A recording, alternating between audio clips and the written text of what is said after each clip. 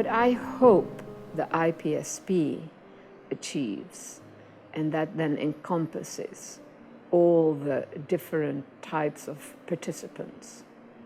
So it's not an isolated project, what I do. It truly is a collective project, is to put on the global radar screen some key questions about the urban condition. The IPSP is modeled on the IPCC, and I think it's a very good idea to extend the activities of the IPCC to something more broadly social and political, because you can't understand climate issues without seeing their relation to politics, society, and political economy. People don't have a blueprint for what a more cooperative society could look like, and many people are very pessimistic that, as they say, you can't change human nature. We are working on assembling a group of contributing authors who will be working together to talk about religion as it is a part of the social fabric of societies around the world. Our job, as I understand it, is in part to look at all the huge variety of topics that the IPSP will be addressing and make sure that some dimensions of what we know about science and technology are incorporated into our understanding of those other chapters and topics as well. One of the things I really like about the project is that it seems to be guided by a very interdisciplinary approach to social change.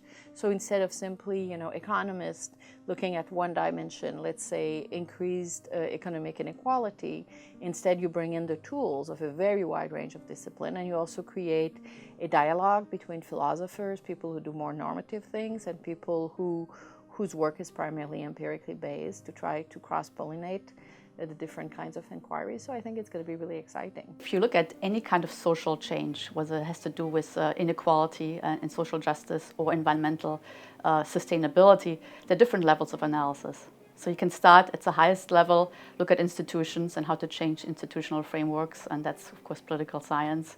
You also can look at social networks and sociology, but then you can drill down further to the individual level.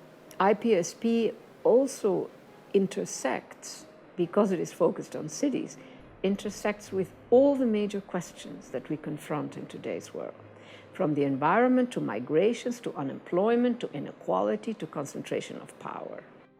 Inevitably, I think something like this IPSP would emerge and should emerge, and it's an exciting thing that they've started it. I think that human nature is really actually has a lot of cooperative elements to it, and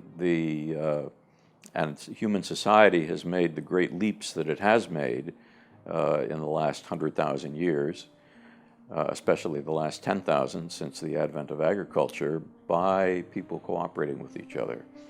And we're really quite distinct as a species from other great ape species. There are 5 species of great ape. We're the only ones who have really developed cooperation to an amazing degree. So my thought is that if the IPSP can present a blueprint, so to speak, for the possibility of developing more cooperative societies and more equal societies, that would be a great contribution.